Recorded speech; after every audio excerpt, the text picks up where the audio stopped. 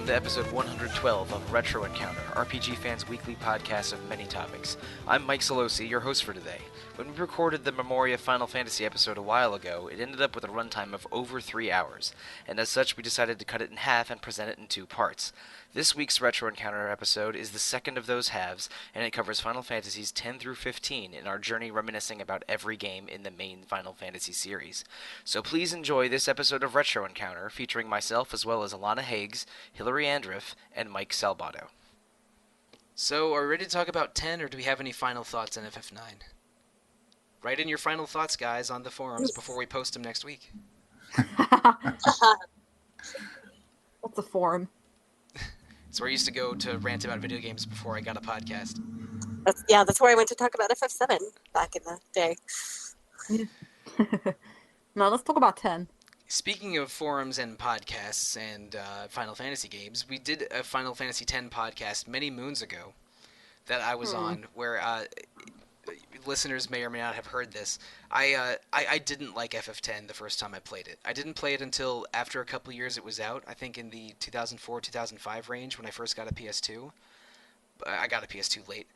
But I was bothered by how linear it was, and I found several of the main characters annoying. So I was a little bit of an FF10 hater for maybe a decade or so. But when I replayed it for the podcast 2 years ago, I turned the corner on it and decided I liked it more than I used to. So I won't get into a personal story about it first. Who here has or has not played FF10? Has anyone not played it? I should ask. I've actually not played very much of it. Ah, okay. Ah. Mike, have you played FF10? Oh, yeah. Okay, cool. I played through it at least once, and I'm somewhere in the HD version. Yeah, I did although it once. I haven't touched it in a while. I did it once in 2005, and then once on the HD version in 2015, and that's my FF10 experience. It's a pretty game. Yeah. It's gorgeous. I think it's got my favorite setting out of every Final Fantasy game because it removes it so far from both fantasy and steampunk, and it sticks you in essentially the tropics or something akin to that. It's beautiful, and I know the linearity is kind of a pain because actually it's the design of the world of Spirit almost, because you start at the bottom of the world map and you literally go all the way up, then slightly left, then right, and then back to the middle, and then up, and it's like you're going in like a cross arc kind of thing. And I think it's sort of neat how you start in the tropics, and as you travel north, it gets colder. And and the final areas are a snowy mountain, and then sort of a cold, sort of barren area, which is a nice paying attention to ecology, because I mean a lot of RPG world maps have things like ice and volcanoes in very nonsensical places. Yeah. But this one makes a bit more sense. Yeah, this one makes a little more sense, but I almost wish the setting was a little more tropical, because that first few hours of the game, I think, like going from from the start of the game up through the Mihen Highway, or the Mihen Road, I think those. Everyone loves that. Yeah, I think those are the most beautiful parts of the game, and I sort of wish that the rest of the game kept to that standards of vivid color. But I like Macalania as well. Yeah, Macalania is beautiful, and Mount Gagaset's a really beautiful icy area. But FF10 is so pretty. It blew my mind seeing those HD beaches and tropics when I started it up again 10 years ago. 2 years ago. I'm bad at numbers and years. You are.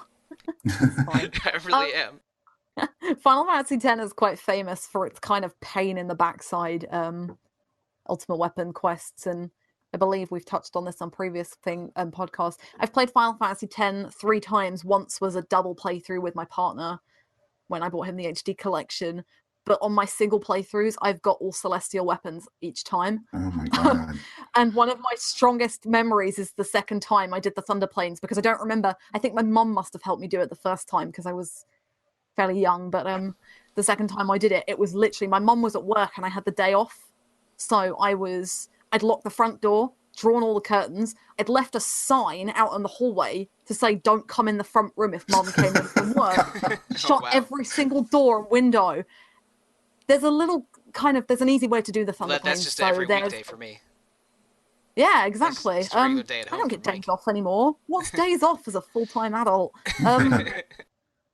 But yeah, so I was really like, I'm gonna do this because I'd been trying to do it for an hour and it was driving my doing my head in. So yeah, I basically safeguarded the front room, but there's a nice easy way of doing it, and there's a dip. I think it's hot, like 2/3 of the way down up on the first section. There's a small hole with a dip, and if you walk around it in circles, every time you step in the dip, you'll get a thunderbolt. So it was just about, I had to kind of build up a rhythm. So I had to did it in time with the music, because the thunderplane music is quite helpfully rhythmic. It's like a metronome ticking. So I had to time it to that and managed to do 200 lightning bolts for the second time in my life. But But your mom got all sheer of the joy of celestial doing it. weapons, all of the sigils, all of the crests without the internet on the week it came out, of course. No, she did not. Oh. But she did beat Ozma in 9. I forgot to bring that up. Ah. So, but my personal favorite part of Final Fantasy X, because 10 has a really clever narrative loop in that the beginning of the game, where Tidus is going, this is our story, blah blah blah, is actually, depending on how much you play towards the end, like the last 5 hours, it's the start of when you get to Zanarkand, and that moment you get to that fireplace, like you finally understand the significance of that scene, because you know what the journey's about. You know the connection between Tidus and Yuna, which is a far better love story, although it might be a little bit OTT at times.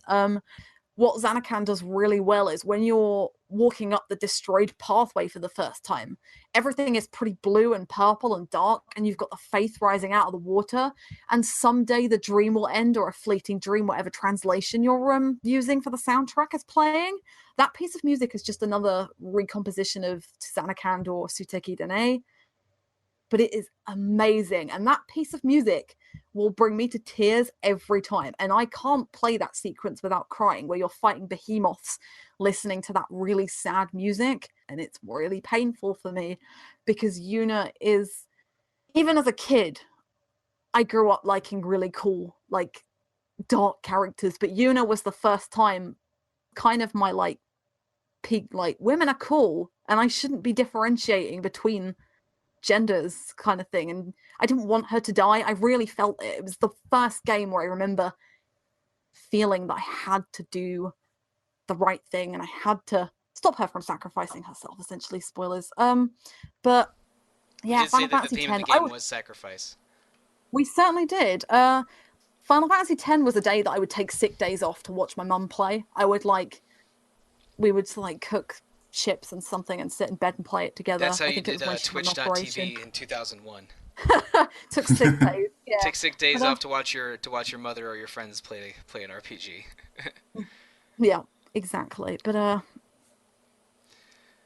For me, people that listen to the FF10 podcast from 2 years ago will know this.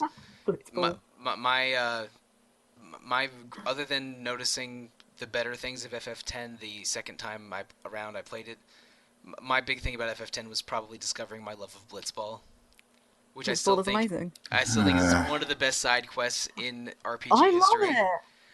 love it. I love that so many just random people throughout the game can be recruited for your team, that there's pretty good rewards, that it's a competent I won't say it's excellent, but it's a competent action game on its own.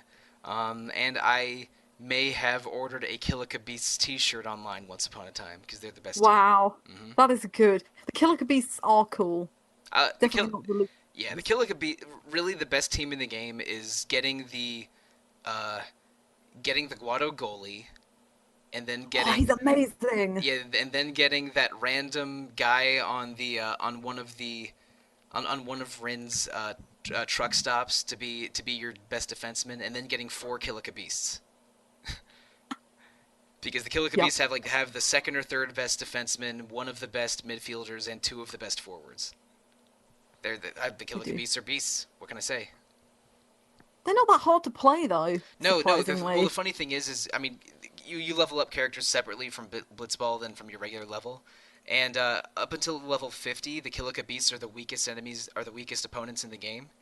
but around the level Level 50, around the 50. level 50 or Did you 60 look range. this up? Yeah, no, well, yeah, yes, I think I read this before playing it. But around level 50 Good. or so, all of their stats skyrocket, and they become the best team in the game. When I played it 2 years ago, I played so much Blitzball, probably about 60 matches, because You have to play a fair amount. yeah, because I Sorry, got you have to I got Waka's sigil for the world champion. Yeah, Um, definitely. But I had leveled up everyone into the 50 to 60 range when the Kilika Beasts start becoming great, and I recruited all of them. So Wow. yeah, and then I ordered a T-shirt several months later. So yeah, That's good. my memory of FF10 is that Blitzball's great. I like Blitzball as well. I hate the Chocobo stuff I hate the Chocobo races in 10. Oh, it's so bad. They're really bad. Awful. But Blitzball's good, and a lot of the environments are beautiful. The one that you have to dodge the balls on, that you have to do it in 0.00 seconds. Yeah, is yeah, ridiculous. F that forever. Get out of here. Yeah. I never got the Sun Sigil for Tidus. No, I did. I didn't want to, but I did. It's the only thing I don't like about 10 is most of those mini games. And I even know what they were going for with the Chocobo one. Like they're trying to say, it's like, well, yeah, I mean, obviously you wouldn't just jump on a Chocobo or a horse or something and they would obey you right away. But so I know the controls are bad on purpose, but I still don't like it. It was just so frustrating. Nope. Like you just didn't feel like you had control over it. So it's kind of hard to be like proud of yourself when you're done. Because you're like, well, somehow I got through it. Somehow I got through it, the FF10 story. I think it's worth pointing out that Blitzball's a welcome and fresh change after the card games, I thought, at least. I like Triple Triad and wasn't as keen on Tetramaster, but I think I would take Blitzball ahead of both of them. Because recruiting characters is so much fun. I just wish that you were allowed to have a larger bench. Because you have six, I think you're allowed 6 players on the field and then 2 or 3 backups and that's it. Which is not enough. So should we talk about FF10 too, or do we not care enough? Because I've only played the very beginning of 10.2, and that was enough for me. Same. Yeah, 10.2 has a good battle system. It has nice menus as well. It has some frustrating bosses and some frustrating dungeons. And a silly plot. But it's funny, and it's quite light-hearted, but I don't know whether I care enough about it. It also has a really good job system, actually. There you go. The dress sphere system is really cool. Okay. Yeah, I know it's one of the more unpopular ones, but I've always suggested people at least try it because of the dress sphere system. I know it gets a lot of flack for the plot, because the plot is mostly like literally pop music and nonsense. I don't know. I've always been okay with it because I always thought that if they had followed up all the events of Final Fantasy X with another like serious, like, oh well, we need to save the world again. If they try to do the same style of story and narrative, you'd have to like really compare them and be like, well, somehow you're going to top that, which you're not because you like rushed the sequel out. So I think you would always look at it as, well, this wasn't as good as the first one. So I guess I'm kind of an apologist, but I think the right way to go is go in a way different direction. Whether anyone likes it or not, I don't know. But I think that was the way they should have gone with it. It was like, well, look, this is not going to be that game again. It's just, this is its own thing. Yeah. So it's weird and it's quirky, but it can be fun. I think that's an important point because I mean this series does that a lot too, which is something we kind of may go into. Is that it tries a bunch of different things, so you don't want to do the same thing over and over again because it does invite that sort of comparison or just people getting bored. Right. I mean, isn't that what After Years was to 4, really? Yeah. FF10 is the after years of Final Fantasy X. Well, no, but wasn't After Years kind of the same? It was the same style of game, right? It was like, if there's another great evil and we're just going to do all this again. And yes. Yeah, that was one of the reasons it might not have resonated. It's still worth checking out if you can. If you have the remaster, you already have the game. I do already have it. The problem is there's too many games, which is something I repeat like 4 times in every podcast, and I apologize for that. I agree. I think it's worth playing as well. It's fun, it's silly, as long as you don't want to don't go in expecting something outstanding, but it's got a really probably the best ATB system in the entire series and one of the best job systems. Oh, it goes back to ATB instead of having the FF10? Yes. Oh. So it's dependent on the type of job. So quicker jobs like Thief have a shorter ATB system, whereas slower jobs like Dark Knight have a longer one. So Oh, that's crazy. it's varying. And also characters move from their position, so they're not in a line. Sometimes they get pushed around by enemies. Sometimes they move in different places. It's really quite clever, and it's definitely it's the best ATB system in the entire series. It does sound all right. You should check it out. Speaking of things we should check out, is FF11 worth talking about? That's the worst transition ever, and I'm sorry. It's coming out on mobile. I'm embarrassed. But I mean, it would be worth talking about, but I don't think anyone here played it. Oh, that's too bad. No. I was a baby. I wasn't a baby. I was like 9. I guess my only memory I can say of 11 is ironically in the 11 themed quest that actually I think is still going on right now in Final Fantasy XIV. They did it a couple years ago because 11 was quote unquote ending, and it's still around. And for some, I don't know why they brought the quest back this year. Like it's the same quest, and you meet with one of the characters from like the end game of 11, and she's like, you know, I'm in this land, I'm not sure why, and you kind of relive some of the stuff from 11.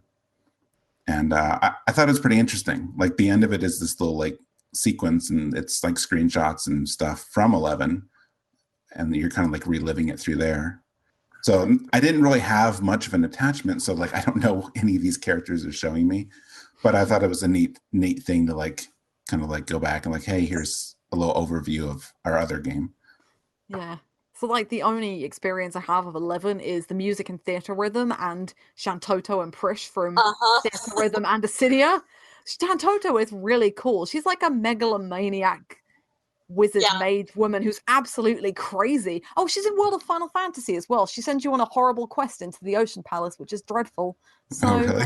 That sounds about right. Yeah, I've heard the legends of Shantoto. Yeah. Yeah, she's pretty crazy. She thinks she's God's gift, basically, and to be honest, she is the most powerful wizard mage in the entire game, as far as I know. Yeah, some of the soundtrack's really good as well. I like Awakening, which is what and a lot of the town themes are really good as well. There's a really folkish feel about 11, which is really cute and endearing. Yeah, and it's amazing. It almost reminded me of Crystal Chronicles a little bit. Yeah, that's a really good... Yeah, because actually the tiny characters in Crystal Chronicles are really similar to I don't know what they're called in 11, but the equivalent of Lalafels. They're really similar designs, aren't they? They have like the really like fat... Yeah. Like but yeah, I like it. I'd say I was pretty anti-MMO for a while. I didn't really want to play it, so... But it was the one, it followed on Phantasy Star's footsteps and was a console MMO eventually as well. It came to the PS2, which was pretty cool. I think we mentioned earlier that Derek did write a blurb for FF11 for the main site's Memoria feature. But yeah, I'm a little bummed we don't have anyone here to talk about it. It's weird for a game that was online. Yeah. It was online for like what, 15 years now? Yeah, they supported. That's a long life it got. Yeah. 2003, so nearly 15 years. Yeah. Yeah. But yeah, at least people can read Derek's thing on it because I know he spent a lot of time there. But let's talk about a game that I think most of us have played, and that's 12. Has anyone here not played 12 for disclosure? I only haven't finished it. Okay. But I've played most of it. I haven't finished it, but I've played it. I've played it twice and finished it twice. Both different versions. I only played the first version, but I did finish it. Hey.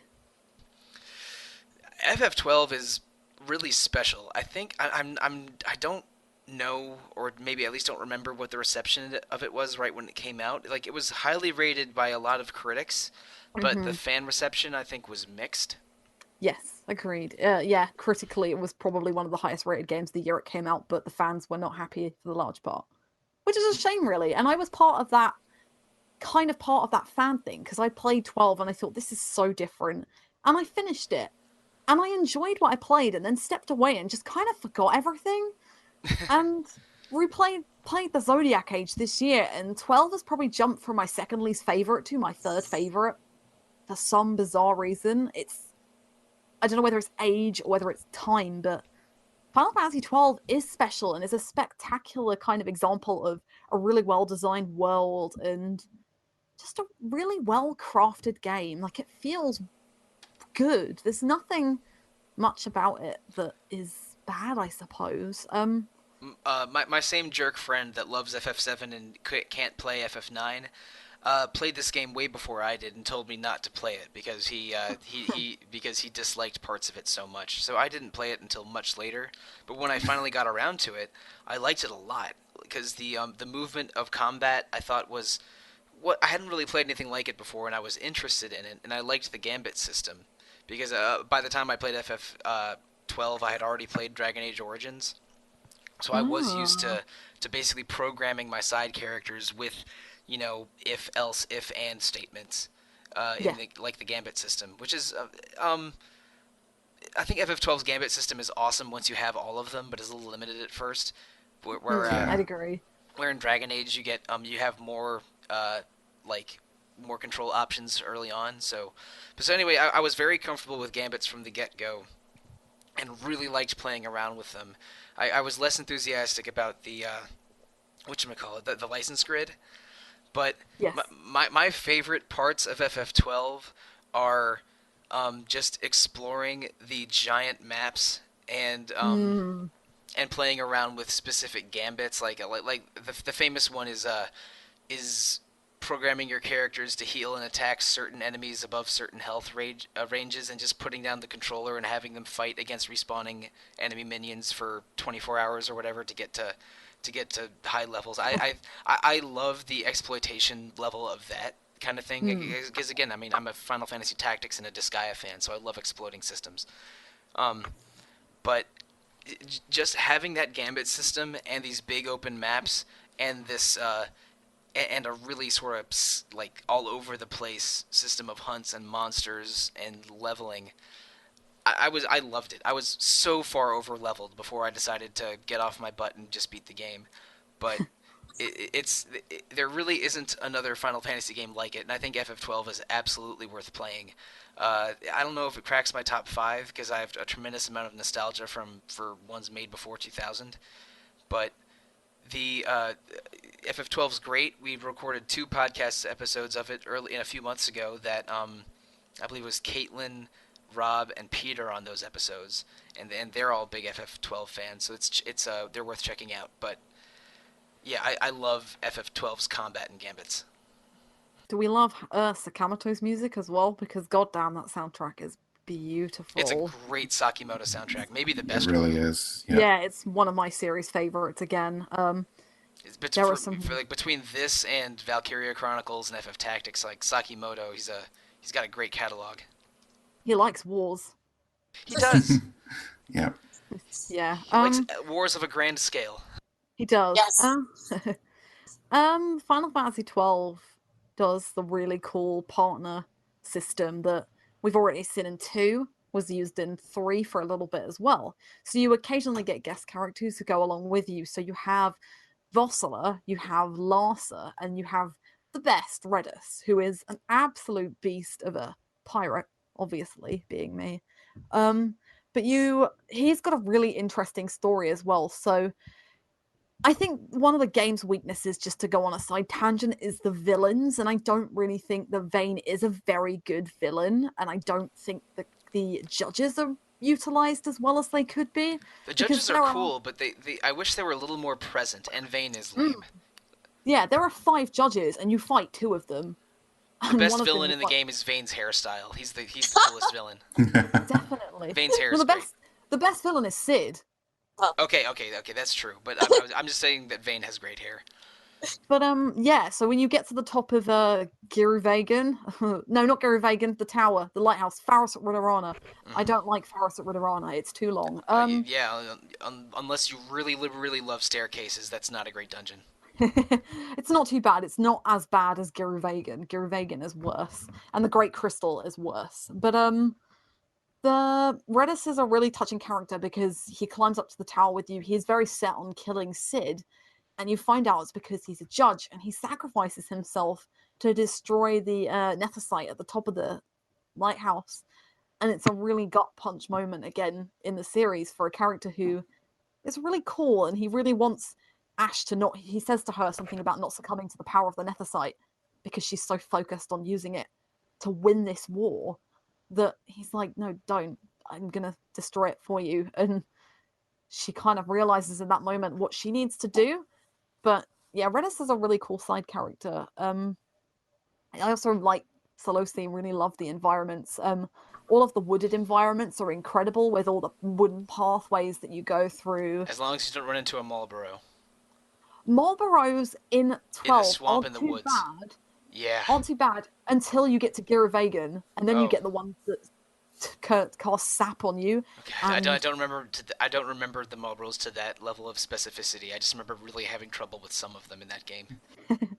But yeah, I think exploring each of the areas in Final Fantasy XII is beautiful because there's something really whimsical about some of the soundtrack. So Sorobi Steps got this really floaty, twinkly, light-hearted tone, and the Giza Plain has got a really nice flute piece to it that makes you feel like you're skipping through the desert.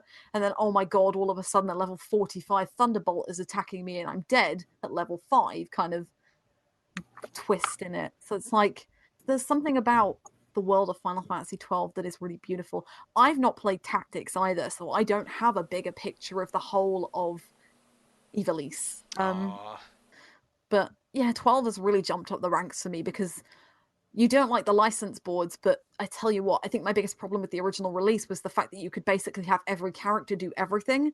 But when I was little, well, how old was I when this came out? I was 13 when Final Fantasy XII came out, so I wasn't little at all, but I didn't really pay attention to what characters were good at. So I just kept Balthier as a machinist, I suppose, and he's the worst gunner character in the game. He has the slowest attack Is he really? with the gun. Oh. Yeah. Fran is not the best archer. Yeah, She's Fran, not too I bad. thought Fran was like an average archer, and Yeah, I did hear that Balthier was a bad gunner. Bash has the worst, one of the worst defense stats in the game as well. So I just stuck them all on their original roles and basically failed for most of the game. But what the Zodiac Age does is it locks you into this job system and it gives you 2 different jobs per character. So you have less to play around with, but it's good. It's guiding you, but giving you some kind of freedom. And the structure of the new job system is really fantastic and really revitalizes Final Fantasy XII's license board system. It's pretty simple. It's like a redacted version of the sphere grid, but just that you expand out rather than just go in a linear path. But I really like what the Zodiac Age did to Final Fantasy XII, and it's greatly improved my experience of it. So everyone should play it. So I should play that version. You definitely should play the Zodiac Age if you're looking to play 12, I think. It fixes nearly all of my problems. You can't fix the narrative or character problems, but yeah, definitely play that. Okay. Also, the artwork is gorgeous. We'll just say, like, I know we haven't actually talked about any of the artwork for any of the games, but in particular, 12's artwork stands out. It's really pretty. It is. Yeah. I would also say, just really quickly before we move on, 12 is actually tied to one of my first cosplay experiences. Right. A bunch of my friends really, really, like 12, wanted to go as the judges. Oh, you've told me about this, or I've seen this. Yeah, I was Drace. Oh, amazing. Pretty funny because I was way shorter than most of them, except Arga Brown, who was also really short. That was pretty great. But actually, on the last day, we made Bergerman Notoriety Squad shirts, and I went around, I think it was Anime Boston, saying, "I'm Captain Bosch! Don't believe on those lies!" Memes. Excellent. Very good. Oh. So that's enough Final Fantasy XII. We're really running late on this podcast, but whatever. We're gonna get through them all. I promise. Yeah. FF13. I haven't played any of the Final Fantasy 13 games. I haven't either. And Oh, wow. I think part of it is, I think when they came out, I was just into other stuff at the time, because I don't know. Geez, that was probably when I was playing disgusting amounts of Disgaea 3. Disgusting amounts of Monster Hunter Freedom Unite on PSP. Oh my God. Just I was not into Final Fantasy at the time, and FF13's reviews and reactions scared me away a little bit. So I have not played any of the FF13 games, and Peter, specifically among RPG fan staff, has been bugging me to play them off and on over the few years I've known him. But so what is the FF13 experience of you all? Because I won't have much to offer on this topic. Well, I've played 13 and finished 13, and I've played part 13 too, and hated it, and hate 13 too, and everything it stands for, which is a shame because the soundtrack's really good. It's probably Sarah, because I just can't stand Sarah as a character. But 13 is definitely my least favorite, but I do think it gets too much of a reputation. It is a bit linear. The battle system's a little silly. That is probably one thing that 13.2 does better, is the battle system. It really improves on the paradigm system that you get and gives you a little bit more control. But I think kind of a bit like 8, conceptually, visually, it's a really, really gorgeous game. And I really like Cocoon and, oh god, whatever the main... Grand Pulse. Yeah. I really like the design of both of those planets and areas. Again, I keep saying this about some of the soundtracks, but I think 13 soundtracks is, again, one of the most underrated. Hamauzu's work on that game is outstandingly good. I love it so much. But Blinded by Light is a really, really good main battle theme. There are so many good tracks on that soundtrack, and credit to him. But particularly, I mean, I've been a bit negative. I have a bit of an unpopular opinion about 13, in that I think Hope is the best character in the game, and most people absolutely abhor him because he's a whiny brat, but actually he probably goes through the biggest character arc and character development in a game where not many characters do get their time to shine. I mean, Lightning's cool. Sars is a bit of a gimmick character. Snow is the most irritating character ever, and Vanille and Fang are quite cool as well, but Hope he's kind of, it might be because I was the couple of years older than him, so it was the first character that I played in an RPG that was younger than me, or a similar age, and seeing him grow up, I mean, his, like, mom's a tough thing is old and boring, but yeah, his goes for a really nice character arc, which sees him, like, decide whether he wants to kill Snow or not, because Snow is partially the reason for his mom dying, and he really matures over the course of the game. He also gets Alexander, which is why I'm probably biased, but I think he really goes for a transformation. He's also a really, really broken Ravager, which is a black mage, and a really, really broken synergist, or is he's a better synergist than a saboteur. Yeah, synergist. Which is a buff mage, essentially. And the saboteur is basically a debuff mage.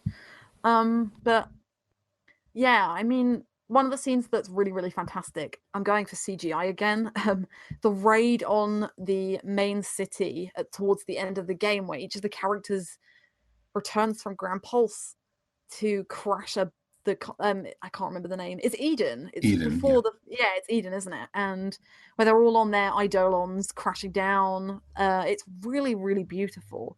I think 13 really takes... I feel like this is where Final Fantasy really falls into kind of like, it's a gorgeous game and really stunning graphics. 13 also still looks really good now. Like, it still looks fantastic. But yeah, there's nothing specific that stands out for me. 13 is incredible because user reviews didn't affect me at the time, so I didn't really see them, and I really enjoyed it. But what is really cool is the first time you kill a Longui, which is really satisfying.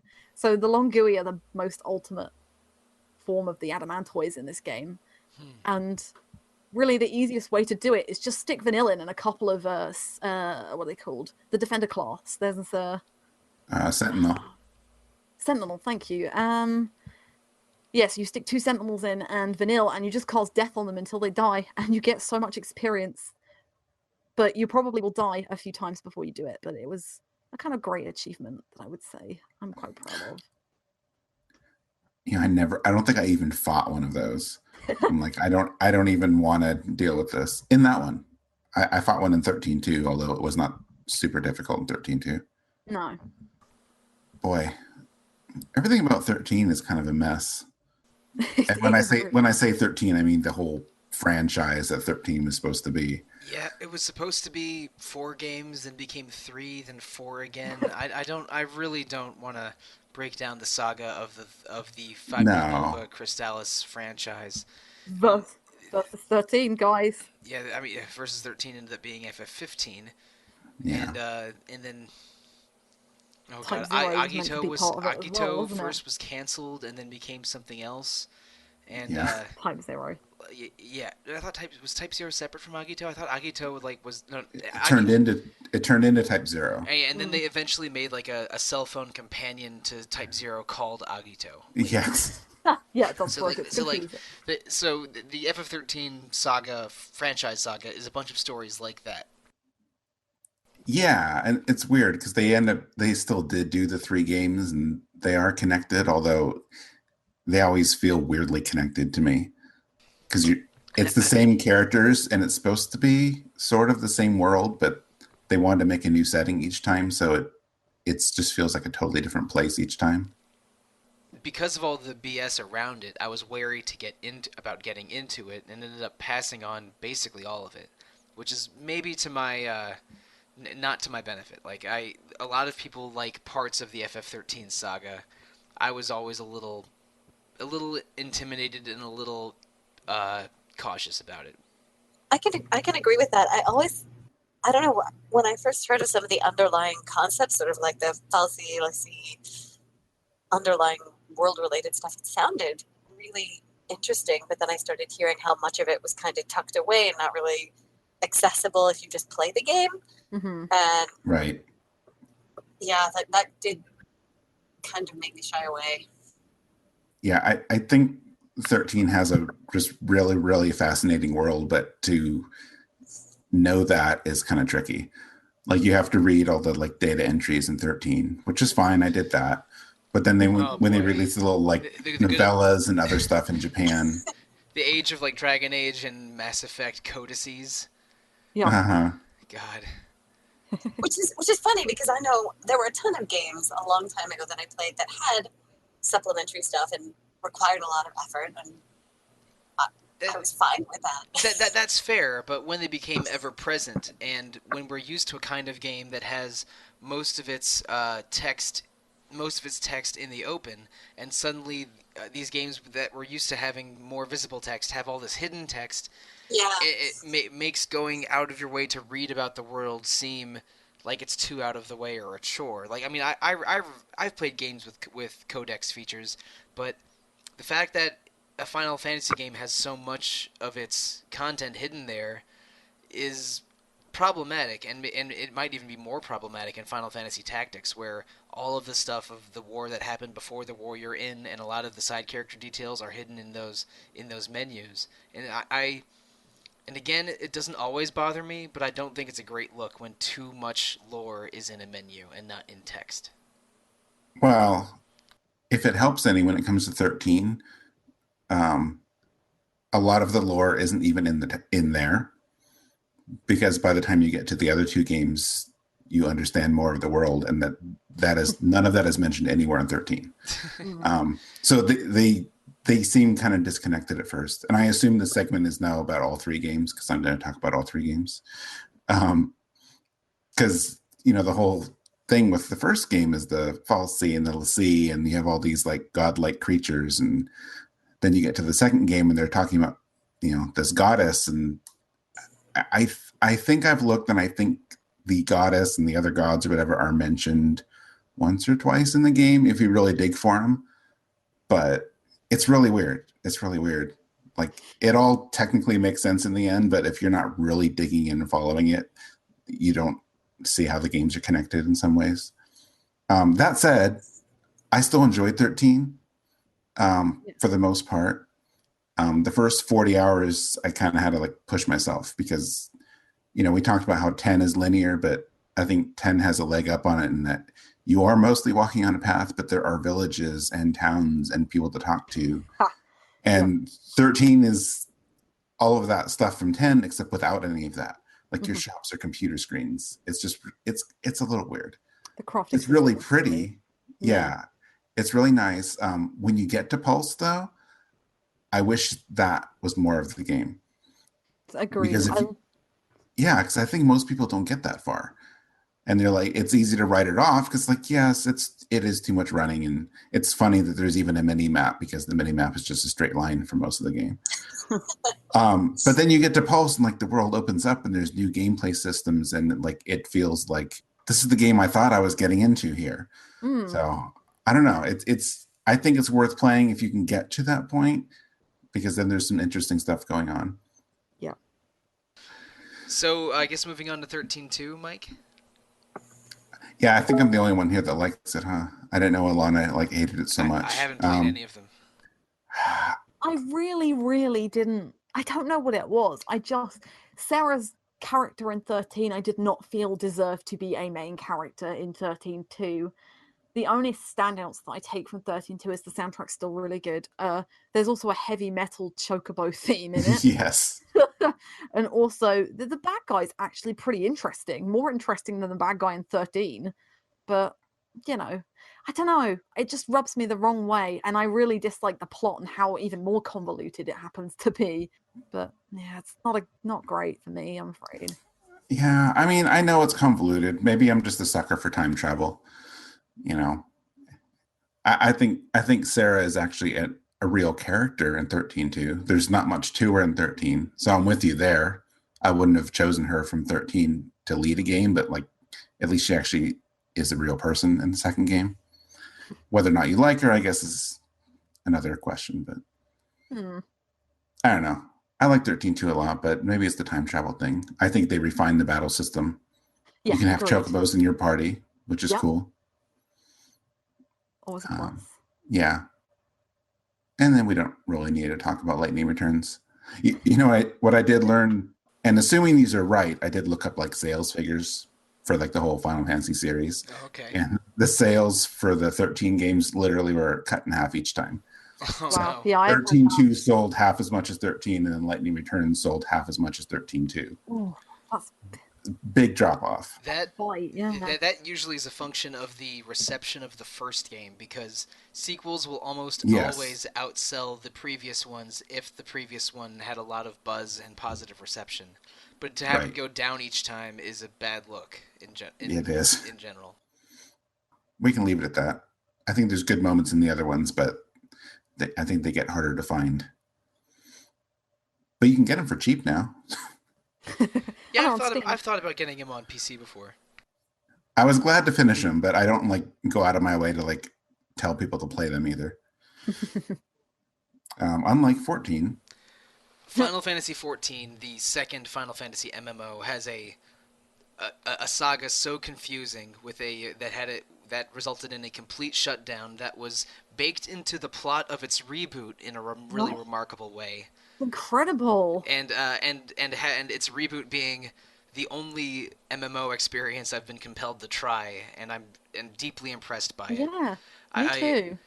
I think FF14's great. So Mike will have a lot to talk about FF14, I'm sure. But first, Hilary, have you played FF14 before? I actually haven't. It's kind of shockingly good, but I'm working on it. There's Working on it. There's a lot to talk about with it. I don't know how deep into the nitty gritty we should get, but starting with you, Alana, do you have any specific or favorite memory or favorite location or character in FF14? Yeah, probably. I mean, I've not played it since about March this year. So one of them is a really cool instance. It is the Steps of Faith, the first one that you have to do before Heaven's Ward. Mm-hmm. People don't like that one because there's no real way you can rush it. You have to do a sequential kind of sequence where you have to will it down, fire some cannons. The minute we logged on to a roulette, somebody was like, nope, I'm going. And we were left with 6 people. And we were like, no. Let's try and do this. We did it. To be fair. So it was pretty good. But I'll leave some of the side quests to some of the other panelists on here because I think we want to talk about them. But my favorite character is Yugiri, and I've not really played Stormblood, and I know she gets a slightly bigger role in Stormblood, but I much really bigger, actually. Yeah, good. Yeah. But I really think she's really cool. So I know before she made a proper appearance, her character model was based on a Mikote because they hadn't created the Aurora race yet. So her Okay. entire posture, her entire everything was modeled on the Mikote class. She's just really cool. I mean, I've got a soft spot for ninjas because I main ninja. I was beginning before I quit to main machinist as well, which I was having a lot of fun with. I like playing some of the more left field classes than DPS classes compared to like Dragoon and Bard, even though Bards are cool with their big hats and stupid bows. But yeah, I think another instance that always sticks in my mind is Good King Moggle Mog. Oh, Everyone's favorite instance. Which, if you're playing with me, I haven't played Faced Good King Moogle but his music has notes of the Mog's theme from FF6 in it. A motif that you can hear, I've heard the soundtrack to, but I haven't actually done that instance. But I think that's a really cool touch. It does sound like Mog's theme, and it also sounds like This Is Halloween from The Night Before Christmas. Absolutely, This Is Halloween, yes. It's fantastic. But again, because it's sad, because having been a newbie, it's really difficult to know what to do. But when people come in, and Moogle Mog is kind of, you have to do it in a specific way again. You have to kill this little Moogle before you do that one, and then you do this before that, but don't touch the big one. And whoever touches the big one gets a barrage of kind of text abuse, which is unnecessary from other players. And I just feel really sorry for them. But a lot of the time, it's one of the instances you log into and people are like, nope, bite, and they go. And it's like, okay, 5 people, let's try and do this. But 14 does summons extremely well. Astrals, they're no primals. Sorry, I'm getting them confused. No, it's primals. Astrals is 15. Yeah, primals is 14. Primals but FF14 does take place in the Astral era, which is not helpful. It certainly does. Yeah, the primals in 14 are absolutely incredible and are really excellent implementation, as I'm sure they probably were in 11 as well, of the summons and espers in previous games. So, personal favorite instance fights for me are probably Shiva, simply for the battle music alone. Yeah. Garuda is my favorite. I think it's a really fun battle mechanically. Yeah, especially the harder modes. They're extremely fun. Yeah, people don't like tanking Garuda, but it's like one of my favorite battles to play as a warrior. Oh, it's not too bad, I don't think. I don't tank, but as far as I've not heard too much bad about it. And also the final boss of the Heavensward expansion is amazing. It's Knights of the Round, basically. Yes, it's just yes. An absolute... The minute I walked in, I was like fangasming essentially because I was like, this is so cool. They have references to the to older FF bosses and situations in really, really smart ways. Like the final boss of Realm Reborn is basically Ultimate Weapon. The final boss of the Realm Reborn 2X content is Bahamut. Then in 3.0 in Heaven's Word it's Knights of the Round, and then 3X it's a bunch of Alexander nonsense. I've only played, I think I'm somewhere in 2X, like in between Realm Reborn and Heaven's Word, but because those quests get a little monotonous, and that's when I fell off the Final Fantasy XIV wagon. But I've had a lot of fun with it, and I'm not paying for the game right now, but I will start it up sometime in the future because I do want to play more of it, and I did enjoy my time with it. But my most lasting memory, it might just be the exploration of the job system, because I love job systems as usual. And the way they work in FF14 is that basically you level up jobs individually. So like if you're a level 10 white mage and a level 20 black mage, when you switch from white mage to black mage, your level will switch from 10 to 20. And there's quests to get further along on your skills and abilities in the different classes every 5 levels. And there's like starting classes and then more advanced jobs, but that's a little bit complicated that we don't need to get into it now.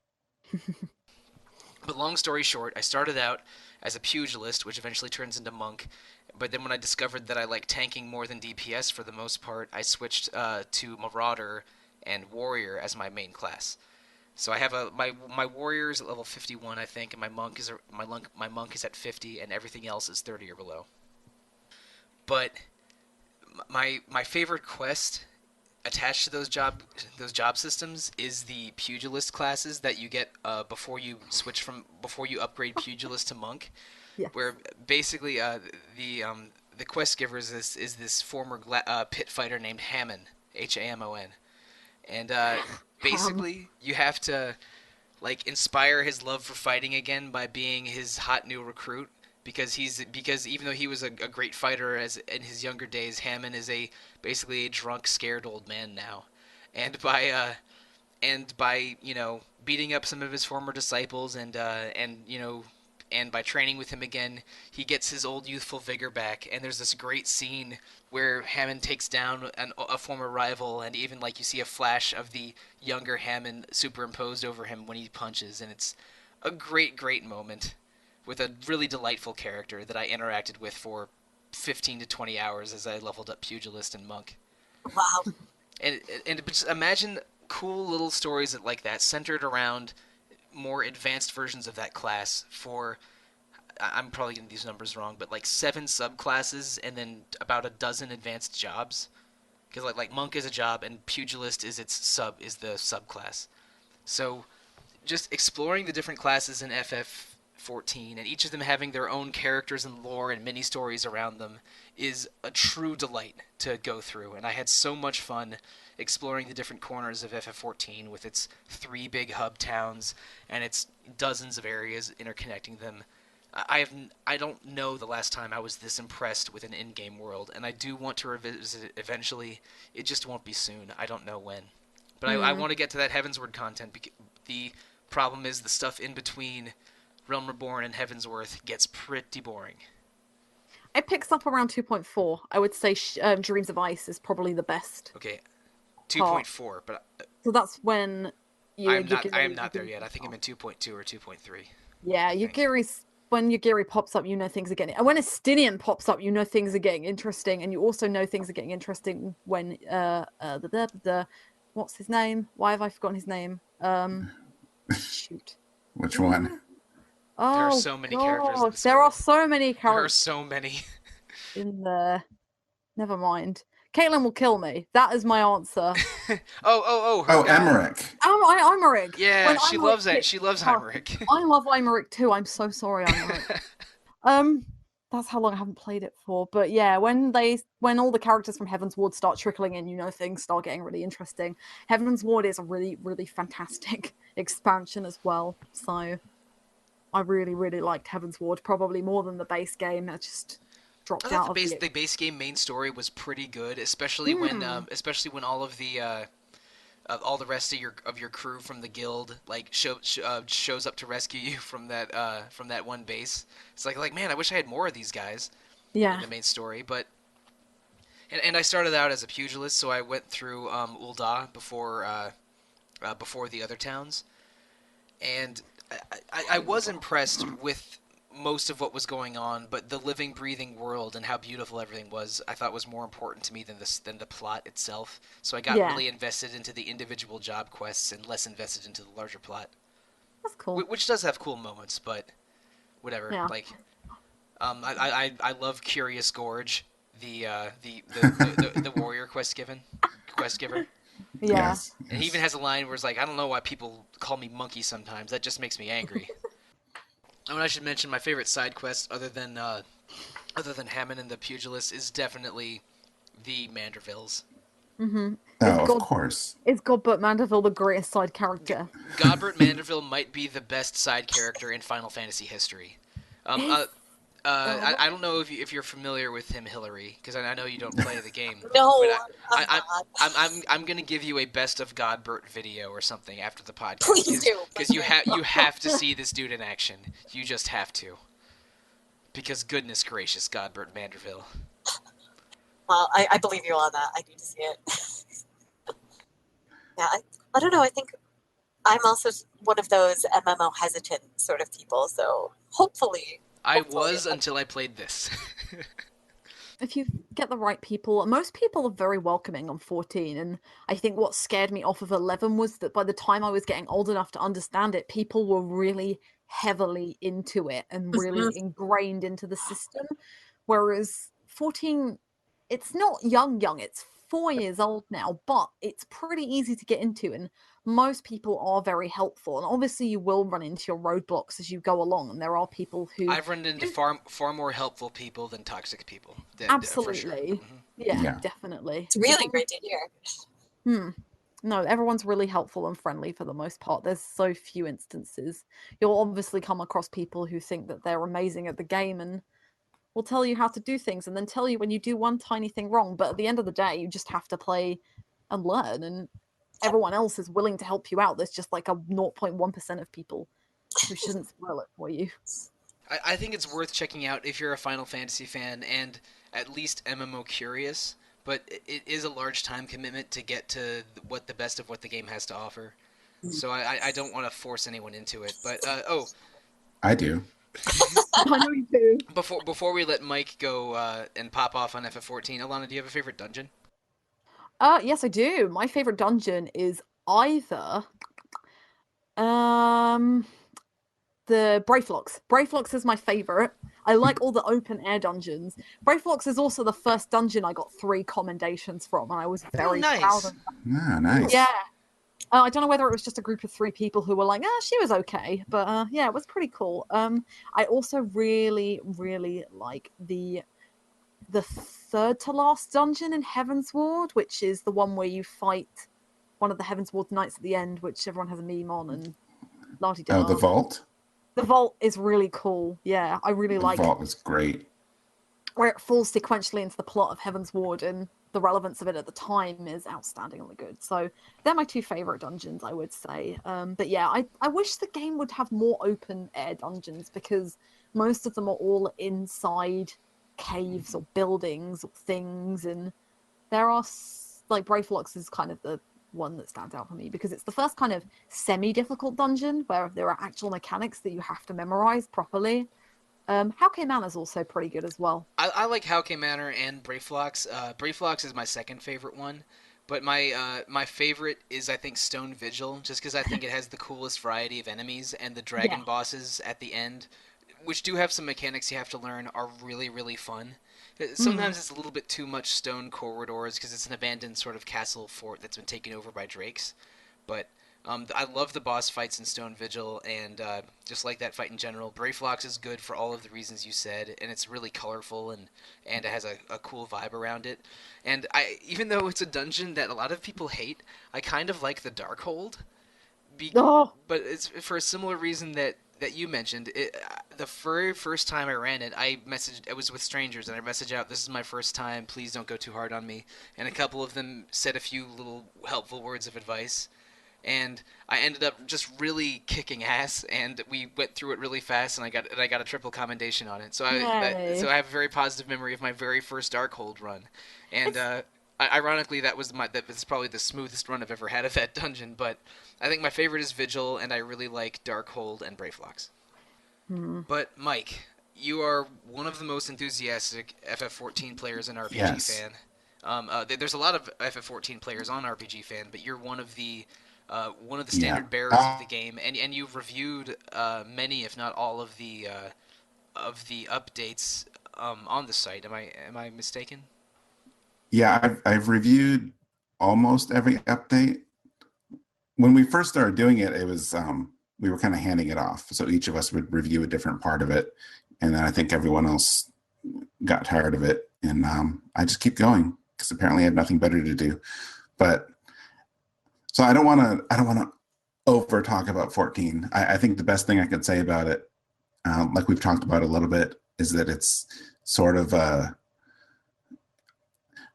they have an official term. I forget how they say it. It's not a love letter to the rest of the series, but it kind of is, because it somehow works in like characters and references and things from like the entire series into this world, and it doesn't ever seem like it's shoehorned in. So you want me to pick some favorite things, huh? Besides Hildebrand and Godbert, of course. I think I would probably go with almost all of Heavensward. Uh, it's like Alana was saying to you, where you are in the game now. Like I know a lot of people think there's a lot of like filler, but you're like right before the point where things get really interesting. And I like the original game, well, 2.0 a lot, even though I know, the problem is like we know too much since we cover the game, so we know about the development and all that. So it's really easy. Like we know that they had to like put this like rebuilt game together in a couple of years. So I think that colors it a little bit. Like I'm still impressed with what they did, but I also know that they were working with a world that already existed. And they're like, we need to make the best of this. And it wasn't really until Heavensward where they said, all right, now we can make our own thing. Mm-hmm. And I think it really shows. There's a better story going on, more interesting characters. What I like telling people, both Heavensward and Stormblood, is that it feels even more like just a regular Final Fantasy, because as you play through the game, like these other story characters join you. So like there's a lot of moments, there's even battles where like they fight with you. So it doesn't feel like this like solo experience. It feels more like a traditional Final Fantasy. I would completely agree. Having Sin, I only remembered the mess that was the original build, and I didn't realize that they had put all this effort into rebuilding the entire story and using the world and building off of the kind of rubble, I suppose, which is really what it does. I think Heavensward is the place where it goes a little bit more like we can do our own thing now. Look, the magic we can produce, and it is really fantastic. What they've done with it is really good. I think we've exhausted FF14. We spent quite a bit of time on it. And now let's talk about another game I haven't played, the Final Fantasy XV. Who here has put hard time into FF15? Because I unfortunately haven't. Not me. Yeah, I finished it. I haven't played any of the DLC, but I have finished it. Cool. So, how do you think that it fits alongside the other games in the series? And what's your favorite one or two things about it? So when 15 came out and I played it, I absolutely adored it. I probably sang its praises a little bit too much. I still think it's a really good game. I think it's really fantastically. It's kind of a bit of a mess like 13 is, but at least the mess is a little bit more coherent and issues aside from its story and some characters who like the game's not very good with Luna Freya or Aranea or things like that, but the four main characters are really the standout in the experience to me. So yeah, I think it's I think it's a shame that it's kind of had the backlash. I know a few people on site aren't big fans of it, and I do get it. It could have been a lot worse, and people were saying from the E3 demos it could have been terrible, but I think it turned out okay. And there was a standout moment. I'm not going to pick anything from late in the game because kind of spoilers, and this game's still not a year old yet. So yeah, my overriding kind of strong memory, other than the astrals in this game, which the summons again are absolutely outstanding and their designs are incredible, but there's just this real sense of friendship in there. And everybody talks about the power of friendship with JRPGs, really kind of cliched like anime style, but there is actually a genuine kind of brotherhood between the four main characters. And as I was rabbling on beforehand, like you can almost ignore a lot of the flaws, which is a bad thing to do, but Noctis, Prompto, Gladio, and Ignis are four really well-rounded characters together. Individually, Gladio is probably a little bit less plot relevance. Prompto's got some relevance. Ignis is kind of important. Noctis is obviously, the kind of binoculars that you have the game to play through. But the four of them together really shine. They have all these little interactions and fights. They do silly little things. They really just bounce off of each other perfectly. They're like four slices of pizza, all different flavors, but they all complement each other really well. So it's just a really nice. They're one of the strongest RPG casts that I've played for quite a while, for a small main party at least anyway, not including the external characters, I would argue. And their kind of interactions really made the difference for me and made me enjoy it. Awesome. Also, again, soundtrack shout out for Yoko Shimomura, who, oh my word. So I would say wait until 15 is perhaps complete, which may well be another year, but I think it'll be worth Oh it. boy. Yeah, I do want to play that thing. A lot of FF15 intrigues me a lot, and one of our co-workers, an RPG fan, has lent me her copy of FF15. Oh God, months ago, but I haven't played it yet because I keep waiting for the patches to be ready on it, and which is still not the case. Yeah, But so I will play it eventually though. Yeah, episode Ignis is out at the end of the year, but there is a direct coming up on the 30th of November, which I think is gonna, not a direct, but like a live stream for their first anniversary on the 29th. So once this episode's out, people will probably know more about what's coming. Some of the additions have already been really good, but yeah, I'm waiting for the full game. I haven't touched it since I finished it in January this year, but I do want to go back and replay the whole thing. I remember a lot of that happening like before it came out, actually. Mm. And I'm really interested to see how it all falls together when everything is, patched and all the different episodes come to an end. I think the other memory I have about it is actually just some of the kind of interesting guest musical choices. I definitely had a moment when I was looking through music and saw that Florence and the Machine did a cover for it, and that just made me have a huge whoa. Final Fantasy has come a long. No, seriously, Final Fantasy has come a long way. Like from when I first started playing it, it's made it. It's really popular now. Yeah, I kind of had that moment with Final Fantasy XIII, and even though I don't like this singer, Leona Lewis, who is really popular over here because she won a talent competition. Wasn't she one of the winners of early X Factor? Yeah, she won the series X Factor. She got really big. She was one of the biggest success stories out of it. But she did the main theme for Final Fantasy XIII, which is Hands on Me, I think. My Hands. That was it. You're conflating it with Eyes on Me. Yeah, I am. But Florence and the Machine was the big one for me because I'm a big fan of Florence and the Machine anyway. I remember watching the live stream and hearing Stand By Me, the cover, and Stand By Me is one of my favorite songs anyway, and hearing it, the really kind of slow, ethereal voice of Florence Welch anyway was just incredible. It's a really good cover.